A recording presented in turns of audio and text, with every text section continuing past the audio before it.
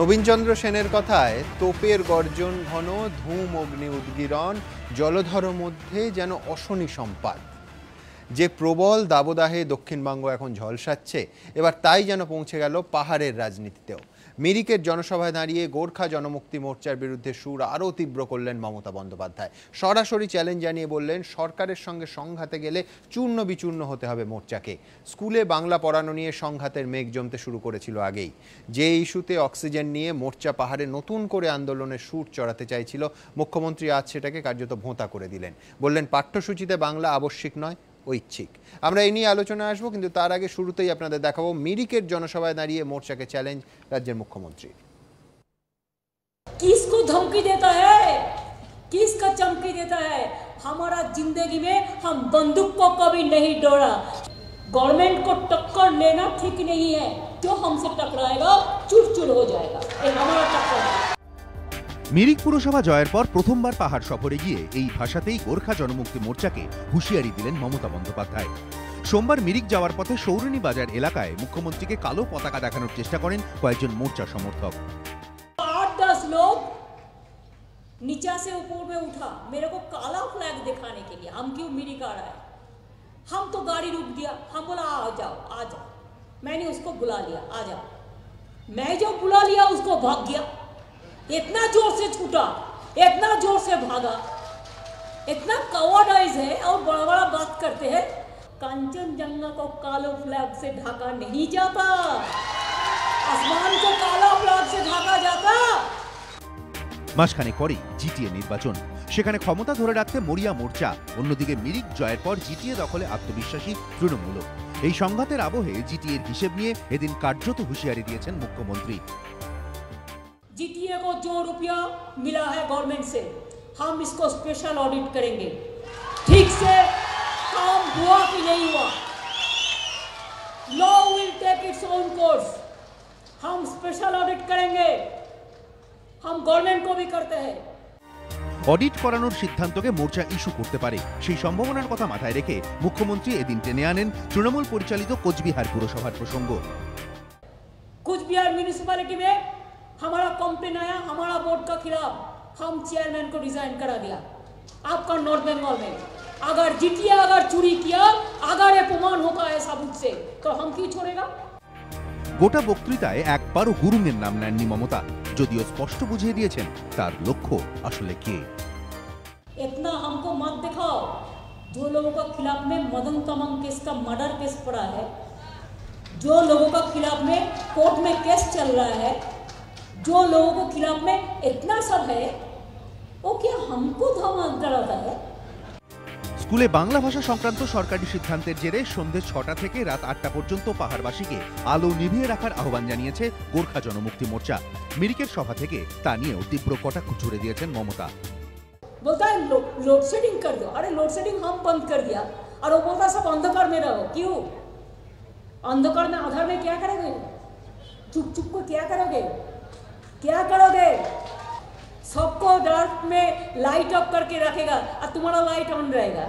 वो आपका नेता लोग जिसको भगवान मानते हैं, वो खुद आप उनको भगवान मानते हैं, लेकिन भगवान तो नहीं है, शैतान है, शैतान। সংঘাতের বার্তা দেওয়ার পাশাপাশি পাহাড়ের উন্নয়নে একাধিক ঘোষণাও করেছেন মমতা বন্দ্যোপাধ্যায়। মিরিক জয়ের পরেই মমতা বন্দ্যোপাধ্যায়ের পরবর্তী লক্ষ্য জিটিএ দখল। কয়েক মাস পরেই জিটিএ নির্বাচন। সেই নির্বাচনে প্রত্যাশিত জয় মিললে পাহাড়কে তিনি উন্নয়নে ভরিয়ে দেবেন। মিরিক থেকে পাহাড়বাসীর উদ্দেশ্যে এমনই বার্তা দিলেন মুখ্যমন্ত্রী। कालिम्पोंग में हम करने चाहती हूँ, लेकिन हमारे पास नहीं है। कर्सियंग हम करने चाहती हूँ, लेकिन हमारे पास नहीं है। दार्जिलिंग हम करने चाहती है, लेकिन हमारे पास नहीं है। जीटीए का पास पूरा है और म्यूनिसिपैलिटी का पास भी है। उसका बाद अगर आप सोचते हैं तो हम करेंगे। आप अगर हमको देंगे काम करने का फुर्सत, तो हम जरूर करेंगे चुनाव से। পাহাড় যখন রাজনীতির আঁচে ফুটছে, তখন বৃহস্পতিবার পাহাড়ে বৈঠকে বসছে রাজ্য মন্ত্রিসভা। আশাবুল হোসেন ও মোহন প্রসাদ, এবিপি আনন্দ, দার্জিলিং।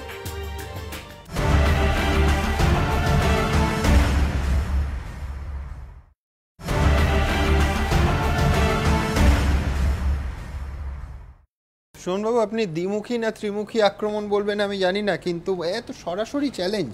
1 মাস পরে জিটিএর মেয়াদ শেষ হবে, একদম মদন তামাং খুনের অভিযোগের কথা আজকে বহু জায়গায় যেখানে যেখানে তৃণমূলের সংগঠন আছে পাহাড়ে, প্রায় একটা বড় অংশে আজ দ্রুত বিচারের দাবিতে তৃণমূল কংগ্রেসের তরফ থেকে মিছিল হয়েছে। তাদের দাবি অবিলম্বে ট্রায়াল শুরু করতে হবে। আপনি জানেন বিমল গুরুং, রোশনগিরি সহ 17 জনকে কলকাতায় আসতে হবে ট্রায়াল শুরু হলে।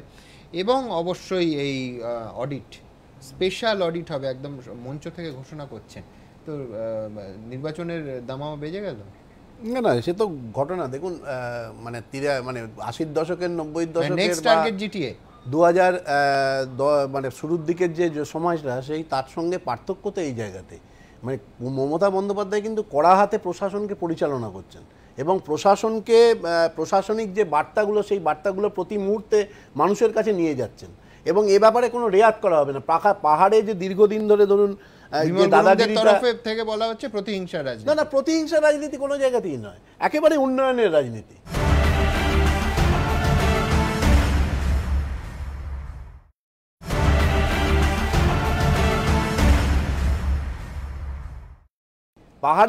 পাহাড়ের যে রাজনীতিটা হচ্ছে সেটা দাদাগিরি হচ্ছে। বিমল গুরুং যথেষ্ট পাহাড়ে তার জমি হারিয়েছেন। এই পুরসভা নির্বাচনেও সেটা প্রমাণ পাওয়া গেছে। শুধু মিরিক কেন, কালিম্পংয়ে যদি হরকা বাহাদুর ছেত্রীর সঙ্গে টিএমসির একটা গঠবন্ধন হতে পারতো, তাহলে সেখানেও ফলে যে জায়গাটা দীর্ঘদিন ধরে 6-7 পরবর্তী যে রাজনীতিটা 2011 পর্যন্ত আমরা প্রত্যক্ষ করেছিলাম, যে বন্ধের রাজনীতি, ক্রমাগত হুমকির রাজনীতি, টাকা পয়সা নিয়ে 9-6-এর যে রাজনীতি, সেই রাজনীতিটা মমতা বন্দ্যোপাধ্যায় বন্ধ করবেন একদম পরিষ্কারভাবে। প্রশাসনিক স্বচ্ছতা এবং প্রশাসনিক দৃঢ়তা, এটাকে তিনি প্রতিষ্ঠা করেছেন। এবং ওই যে আমি অবস্থানের কথা হলো, আমি মোহিত বাবুর কাছে, মোহিত বাবু বিজেপির অবস্থানটা বুঝিয়ে দিন। মানে একদিকে আমাদের আর্কাইভেই আছে, আপনাকে চাইলে দেখাতেও পারি, সেটা হচ্ছে ভোটের আগে 14-র আগে গোর্খাল্যান্ডের পক্ষে বললেন আলুওয়ালিয়া। রাহুল সিনহা সাংবাদিক সম্মেলন করে বিজেপির রাজ্য অফিসে, কলকাতার অফিসে বসে বললেন যে আমরা বাংলা ভাগের বিপক্ষে, এটা দলের মত নয়।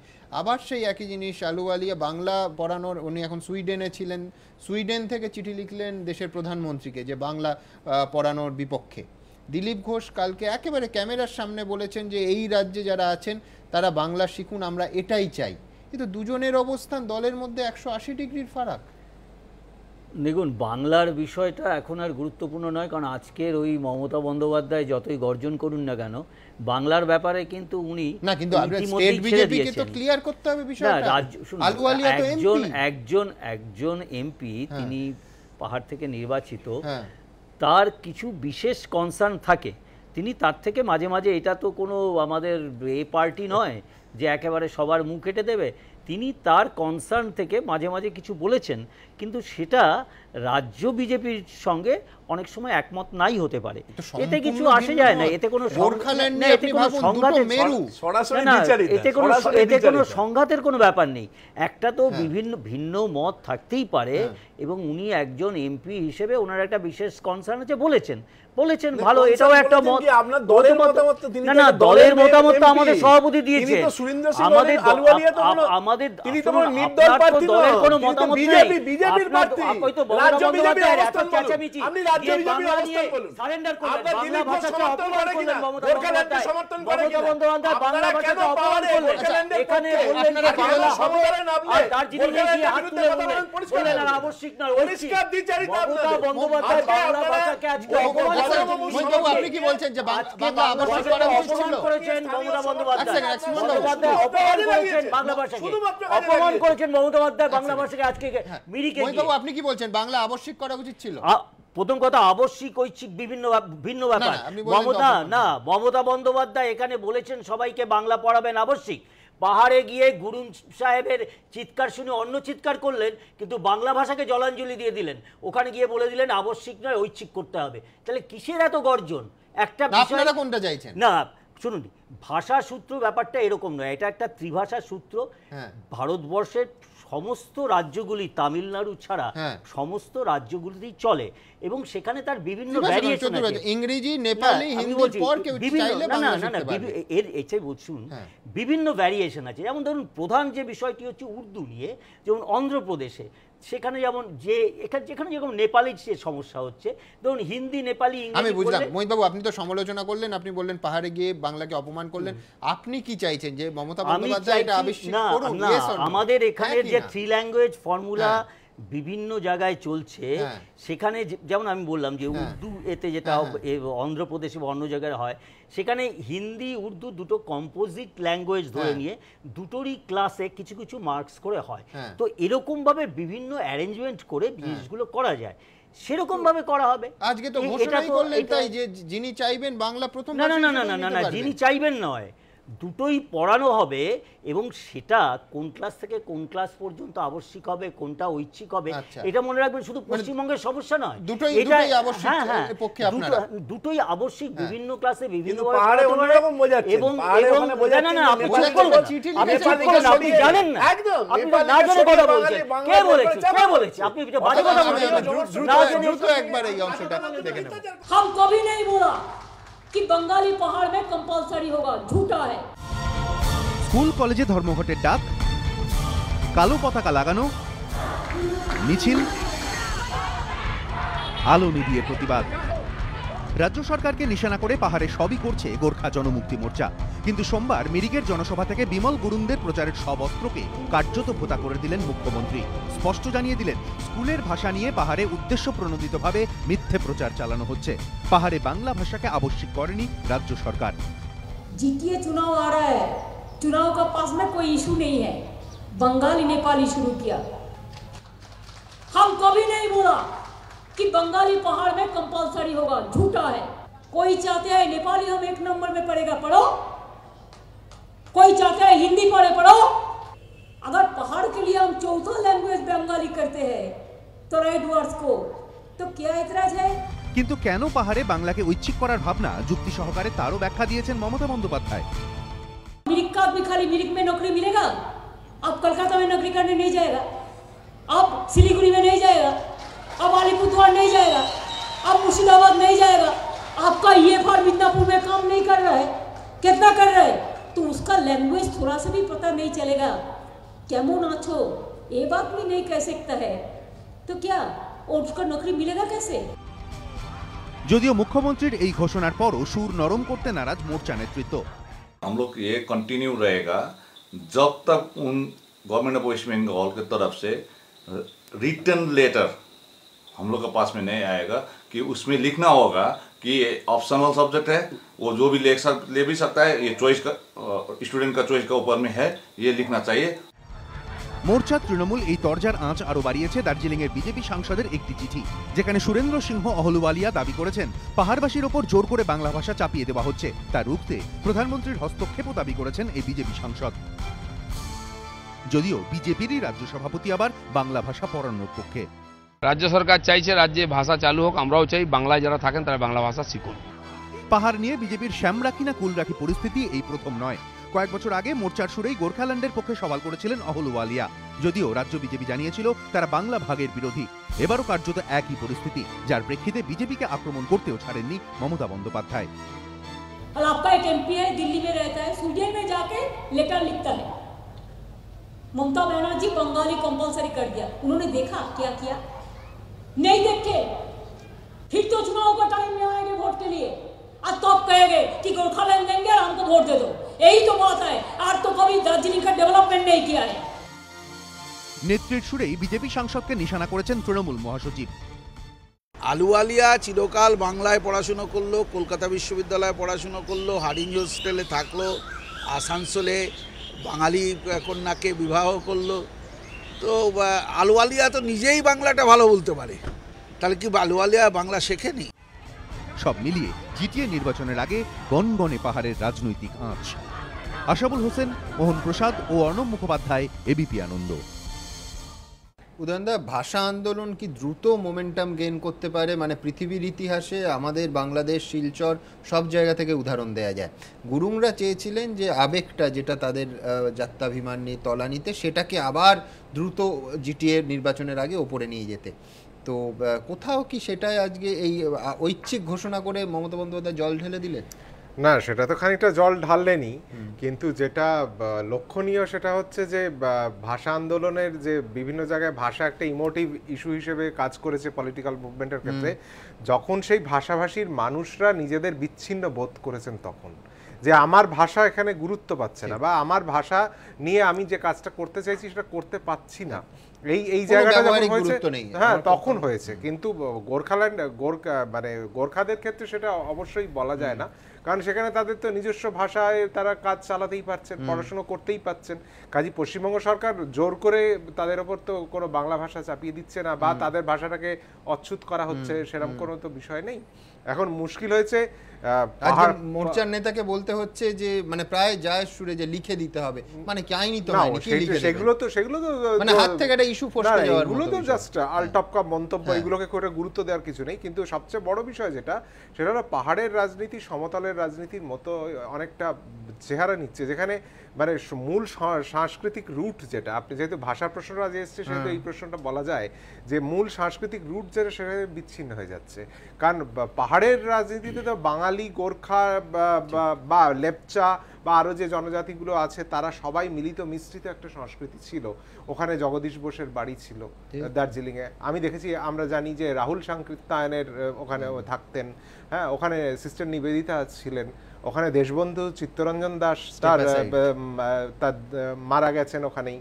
কাজেই সব মানে বাঙালি এবং গোর্খা এই দুজন কিন্তু আলাদা সত্তার, আলাদা যেভাবে দেখা হচ্ছে যারা বিরুদ্ধ সত্তা, সেরকম কিন্তু ঐতিহাসিক সাংস্কৃতিকভাবে সেটা বলা যায় না।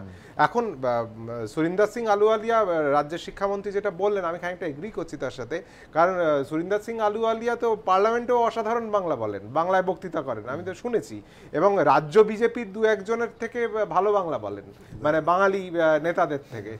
ফলে উনি আজকে হঠাৎ একটা চিঠি দিয়েছেন এই আবেগটাকে জাগানোর জন্য, যেহেতু সামনে জিটি ইলেকশন আসছে, এইটা দিয়ে যদি দখল করা যায় আরো, কিন্তু আমার মনে হয় না এটা খুব গুরুত্বপূর্ণ ইস্যু হবে। কিন্তু পাহাড়ে যেটা হচ্ছে সেটা হচ্ছে যে পাহাড়ে কিন্তু মানে একদিকে যেমন গোর্খা বিমল গুরুং এর প্রতি একটা বিরাগ তৈরি হচ্ছে, তেমন নতুন বিরুদ্ধ নেতৃত্ব কিন্তু সেভাবে উঠে আসছে না।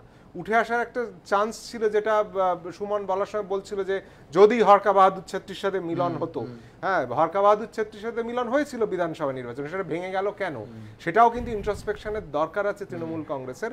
এবং অন্যান্য ক্ষেত্রে মানে ধরুন এতগুলো পুরসভায় যে খাতা খুললো তার একটা ইমপ্যাক্ট থাকতে পারে। না এতগুলো পুরসভা বলতে খালি মিরিক, না আমি বলছি খাতা খুললো, মিরিক তো জিতলো, খাতা খুললো সেটা তো একটা দার্জিলিং এ একটা সিটে জিতেছে, কালিম্পং এ বোধহয় দুটো।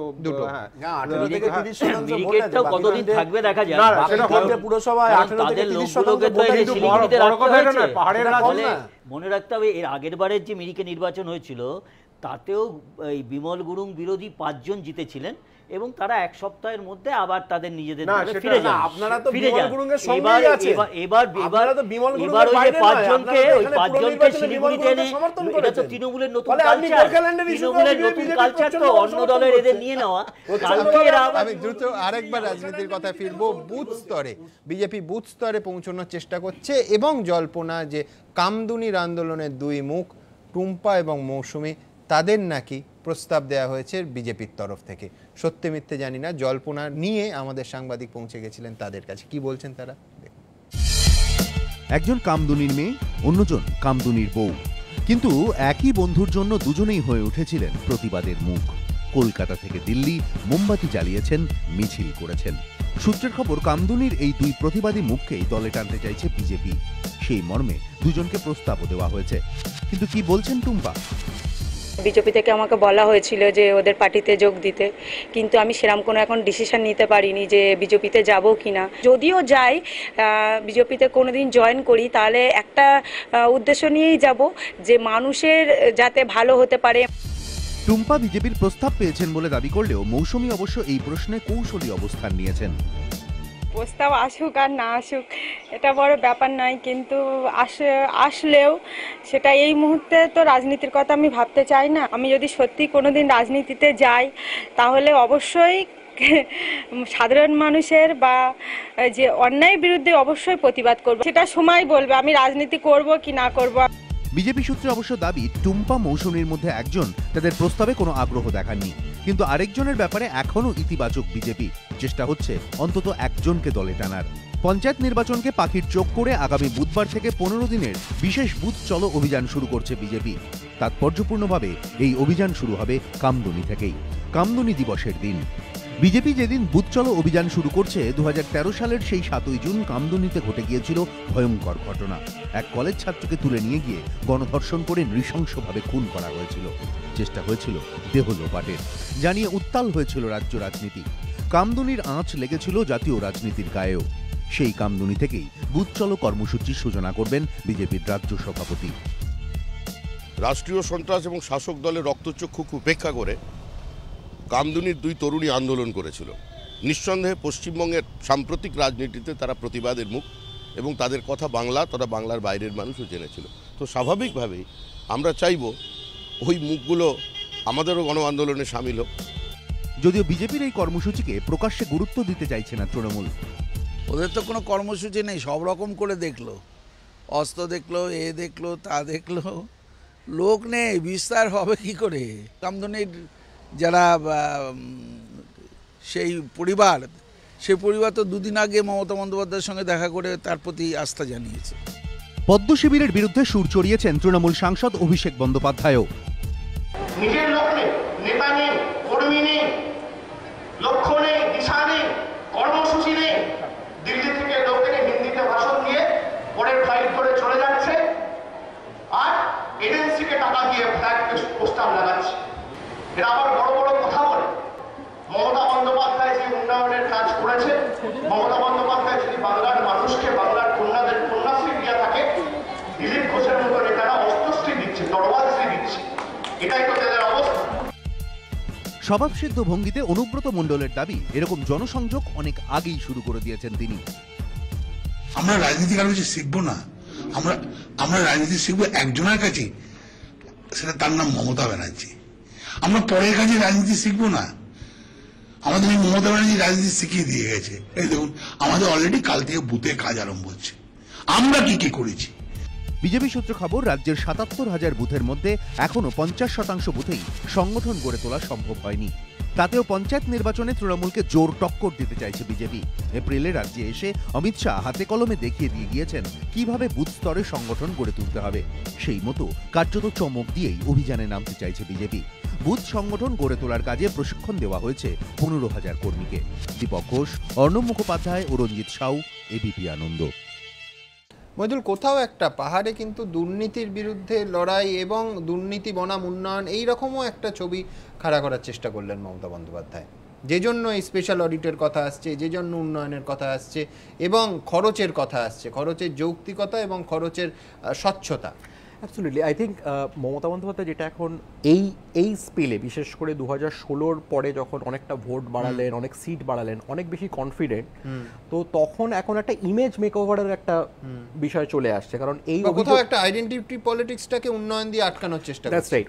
অভিযোগগুলো যেগুলো উঠতো তৃণমূলের বিরুদ্ধে, যে দুর্নীতি করে, সেই দুর্নীতির যে অভিযোগগুলোকে এক ধরনের ইমেজ মেকওভারে করার চেষ্টা করছেন। যে কুচবিহারেও তো আমি একটা স্টেপ নিয়েছি, এই যে কথাটা উনি বলছেন, কিংবা বিভিন্ন নেতা মন্ত্রীদের যে আলোচনা হয়েছিল সেখানেও নেতা মন্ত্রীদের সতর্ক করে দিচ্ছে যে আপনি এত টাকা খান কেন।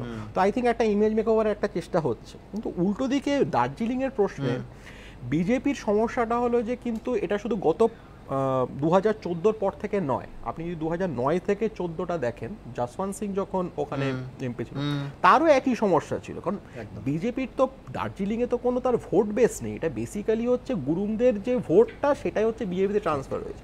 গুরুংরা একটা ন্যাশনাল লেভেল পার্টির সঙ্গে অ্যালায়েন্স করবে যে যারা তাকে গোর্খাল্যান্ড নিতে পারে। কিন্তু এইবার আপনি একটা জিনিস লক্ষ্য করুন যে বিজেপি একদিকে কাশ্মীরে হচ্ছে পিডিপির সঙ্গে সে অ্যালায়েন্স করছে। এই পিডিপি কিন্তু সেপারেটিস্ট হচ্ছে ফোর্সের সঙ্গে অনেক বেশি সফট। উল্টো দিকে গোর্খাল্যান্ডে যারা হচ্ছে সেসেশনিস্ট একটা উল্টো দিকে আবার আপনি বলছেন যে ইন্ডিয়ান ন্যাশনালিজম। মানে এইটা বিজেপির মধ্যে তো একটা ক্ল্যারিটি আনা উচিত যে এটা ছোট ন্যাশনালিজমের পক্ষে তারা নাকি ইন্ডিয়ান ন্যাশনালিজমের পক্ষে। হিন্দি এবং বাংলার ক্ষেত্রে আপনি যদি দেখেন, আপনি এপ্রিল মাসে একটা বড় বিতর্ক তৈরি হয়েছিল যে হিন্দিটাকে আবশ্যিক করা হচ্ছে অনেক রাজ্যগুলোতে, কিন্তু ভারতবর্ষে বেশিরভাগ মানুষ কিন্তু হিন্দি কথা বলেন না, এবং তাদের যে ভারতবর্ষের সরকারের যে টাকা এই বেশিরভাগ মানুষের কাছে যায় যারা কিন্তু হিন্দি কথা বলেন। এবার এইটা কিন্তু এখনো ক্ল্যারিটি নেই বিজেপির মধ্যে যে দেখুন হিন্দিটা থার্ড ল্যাঙ্গুয়েজ হিসেবে হবে নাকি আবশ্যিক করবেন। আচ্ছা হিন্দি নিয়ে একটা পজিশন, আচ্ছা এখানে গোর্খাল্যান্ডে দেখে গোর্খার ক্ষেত্রে দেখা যাচ্ছে বাংলা নিয়ে আরেকটা পজিশন। এক্স্যাক্টলি আমি এটা বলতে চাই, দেশের বিভিন্ন অংশে বিভিন্ন রকমের নীতি না, আপনারা যদি থ্রি ল্যাঙ্গুয়েজ ফর্মুলাটা দেখেন, যেটা একমাত্র তামিলনাড়ু ফলো করে না, বাকি সমস্ত রাজ্যতে এই থ্রি ল্যাঙ্গুয়েজ ফর্মুলার ডিফারেন্ট পারমুটেশন কম্বিনেশন চলে। এবং সেখানে বললাম যে তো শুধু দার্জিলিংয়ের ব্যাপার নয়, যেমনটা আমি উর্দু দিয়ে শুরু করেছিলাম, যে কর্ণাটক অন্য সমস্ত জায়গায় উর্দু একটা বড় অংশের মানুষের ভাষা। এখন আপনি কর্ণাটকে কানাড়া রয়েছে, ইংরেজি হলো, হিন্দি হলো, তাহলে এবার উর্দুকে কোথায় ফিট করবেন? বা অন্ধ্রপ্রদেশে ওই সমস্যাটা আছে। এই রকম জায়গায় বা আসামে ধরুন বাংলা রয়েছে, এই রকম জায়গায় বিভিন্ন রাজ্য বিভিন্নভাবে সমস্যাটাকে ট্যাকল করছে। যে কোনোটা ক্লাস 6 থেকে 8 পর্যন্ত পড়ানো হবে, এক জায়গায় রয়েছে হিন্দি আর অন্ধ্রতে হিন্দি আর উর্দু কম্পোজিট হচ্ছে, দুটোই পড়ানো হচ্ছে 50-50 মার্কস। আমি একটু পুরনো প্রসঙ্গে ফিরি, টুম্পা মৌসুমী একজন বললেনই যে বিজেপির তরফ থেকে প্রস্তাব, আর একজন সেরামই ইঙ্গিত দিলেন। মানে আমি বলছি যে আন্দোলনের মুখ নিঃসন্দেহে কামদুনি আন্দোলনের মুখ, কিন্তু একটা ঘটনা থেকে উঠে আসা দুটি চরিত্র। এর আগে বিজেপির নীতি আদর্শের প্রতি তাদের কোনো সমর্থনের কথা শোনা যায়নি। এই রকমের মানে মুখ দলে নিয়ে লাভ হয়, রাজনৈতিক লাভ? অবশ্যই ওনারা তো দাঁড়ান এবং বলছেন সঙ্গে কোনো যোগাযোগ আছে? একটু দাঁড়ান, এই নীতি আদর্শ কিছু বোঝে তাহলে আমাদের একটু বলতে দিন। এটা তো পলিটিক্সটা আপনাদের তৃণমূলের কাছে পলিটিক্স শিখতে হবে, চোরেদের দল এবার তো পাহাড়ে চুরি নিয়ে যাচ্ছে, পাহাড়ে চোরদের নিয়ে যাবে, পাহাড়ে এলে লাভ হবে যদি তারা আসে। এবার আমরা এই সমস্ত প্রতিবাদী মুখরা এক জায়গায় প্রতিবাদ করতে গিয়ে একটা জায়গায় ওদের প্রতিবাদ থেমে গেছে, কারণ এটা তৃণমূল হচ্ছে একেবারে একটা মৌলবাদী দল, ওখানে একদল মৌলবাদী লোকেদের এ করেছে। এবার তারা যখন নতুন প্রতিবাদী আন্দোলন করছেন, বিজেপি হচ্ছে সারা বাংলা একমাত্র ভরসা, সুতরাং তারা আসছে। আর এনারা যেটা করছেন, এরা দার্জিলিং এ সমতলের চোরেদের নিয়ে, মানে দার্জিলিং এর চোরদের দিয়ে করছে না, এবার ওনারা জিটিএর টাকাটাও খাবে। আপনাদের এবার দেখাবো সেটা হচ্ছে কেন্দ্রীয় স্বরাষ্ট্রমন্ত্রীর কাছে যাওয়ার কথা ভাবছে রাজ্য বিজেপি। মোদী সরকারের বিরুদ্ধে রাজনৈতিক প্রতিহিংসার অভিযোগে সরব তৃণমূল, জানিয়ে এখনো চরমে দুপক্ষের বাকযুদ্ধ। এই পরিস্থিতিতে রাজ্যের একাধিক ইস্যু নিয়ে কেন্দ্রীয় স্বরাষ্ট্রমন্ত্রীর কাছে দরবার করতে যাচ্ছেন বাংলার বিজেপি নেতারা। রাজনাথ সিংহর কাছে যে অভিযোগপত্র পেশ করা হবে তার মধ্যে অন্যতম হল সরকারি মঞ্চকে ব্যবহার করে বিজেপির বিরুদ্ধে লাগাতার সমালোচনামূলক প্রচার করছেন মমতা বন্দ্যোপাধ্যায়। বিশেষ করে মুখ্যমন্ত্রী সরকারি মঞ্চে রাজ্যের প্রথম সারির আমলাদের সামনে যেভাবে প্রধানমন্ত্রী এবং কেন্দ্র সরকারের বিরুদ্ধে অপশব্দ প্রয়োগ করছেন, সেই ব্যাপারেও আমরা অভিযোগ জানাতে রাজনাথজির কাছে যাব। কদিন আগে এই ইস্যুতে আদালতে যাওয়ারও হুঁশিয়ারি দেয় বিজেপির কেন্দ্রীয় নেতৃত্ব। দিল্লি দরবারে কদিন আগের লালবাজার অভিযানকেও হাতিয়ার করছে বিজেপি। রাজনাথকে দিলীপ ঘোষেরা বলবেন, লালবাজার অভিযানের দিন প্রচণ্ড বাড়াবাড়ি করেছে কলকাতা পুলিশ। বিরোধী রাজনৈতিক দলগুলির ওপর বেড়ে চলা হিংসা নিয়ে সরব হওয়ার পাশাপাশি কেন্দ্রীয় স্বরাষ্ট্রমন্ত্রীর কাছে রাজ্য বিজেপি এও অভিযোগ করবে জেলায় জেলায় দলীয় কর্মীদের মিথ্যে মামলায় ফাঁসানো হচ্ছে। সম্প্রতি পশ্চিমবঙ্গে এসেছিলেন রাষ্ট্রপতি প্রণব মুখোপাধ্যায়। রাজভবনে তাঁর সঙ্গে দেখা করে রাজ্যের আইন শৃঙ্খলা নিয়ে একাধিক অভিযোগ করেছিল বিজেপি নেতৃত্ব। দেশের সাংবিধানিক প্রধানের পর এবার কেন্দ্রীয় স্বরাষ্ট্রমন্ত্রীর কাছেও রাজ্যের আইন শৃঙ্খলা পরিস্থিতির বিষয়টি তুলে ধরতে চলেছেন বিজেপির রাজ্য নেতারা। লক্ষ্য রাজ্যের শাসক দলের ওপর চাপ বাড়ানো, যদিও পদ্ম শিবিরের এই তৎপরতাকে কটাক্ষ করেছে তৃণমূল। যোগীনাথ হওয়ার পর থেকে সাধারণ মানুষের জীবন যে কি দুর্বিষহ হয়ে উঠেছে, নানা রকম ফরমান দিয়ে যে গণতন্ত্রকে হত্যা করা হচ্ছে, আইন শৃঙ্খলার যে ধরনের অবনতি ঘটেছে, আগে সেটা দেখুক। আগে তো উত্তরপ্রদেশ সামলাক, তারপর দেখবে বাংলা। বিজেপি সূত্রে খবর, চলতি মাসের 25 তারিখ দলের রাজ্য নেতাদের সময় দিয়েছেন রাজনাথ সিংহ। তবে ওই দিন দেশব্যাপী জরুরি অবস্থা বিরোধী দিবস পালন করবে বিজেপি, তাই শেষ মুহূর্তে তারিখ পরিবর্তন হতে পারে। দীপক ঘোষ ও অর্ণব মুখোপাধ্যায়, এবিপি আনন্দ।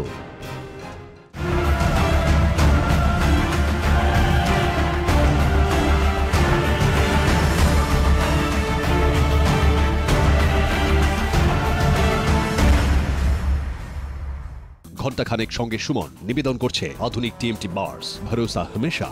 নিপস hotel management, eastern India's number 1। Wildstone perfumes, লোক তো নোটিস করবেই। পার্টনার বাই, অনিয়মিত জীবনে লিভারের সুরক্ষায় ব্যবহার করুন লিভোসিন DS. Adi Aksha and company, college street ও বড়বাজার। এক্সাইড ইনভার্টিউলার, চলবে দ্বিগুণ। এবং সুরক্ষা ডায়াগনস্টিক, 25 বছর ধরে সবার সুস্থ থাকার ঠিকানা।